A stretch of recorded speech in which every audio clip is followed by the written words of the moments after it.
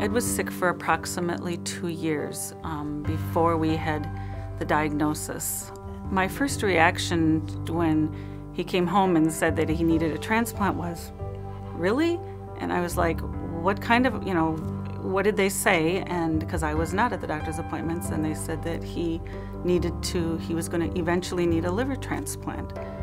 When Ed first came to us in 2009, he had liver failure that was significant, but not to the extent that he was in imminent risk of death.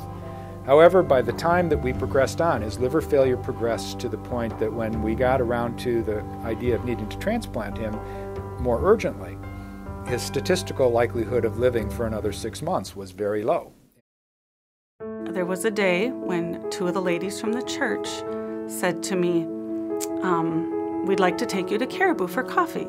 And I was like, I would love to meet you for coffee at Caribou. So we laughed, we cried, we talked like women do, and then they presented me with a prayer shawl.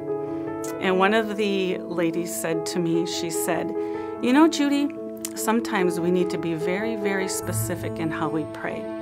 And she says, I am going to pray that next week a donor is going to be found. And so it was actually 1 week to the day that Ed received, we received emails at home, we received phone calls for this person who stated that he wanted to talk with Ed. We thought he was just going to talk about, he knew Ed was very, very sick, and we thought he was just going to try to find out details about how sick Ed really was. And at the very, very end of the conversation, he told Ed, I'm Mr. O positive, I'm between the ages of 18 and 55, and I want to be your donor. As a wife and a mom, we always want to fix things. We want to make everything better. And I knew I couldn't make things, I couldn't make this better, but I could pray.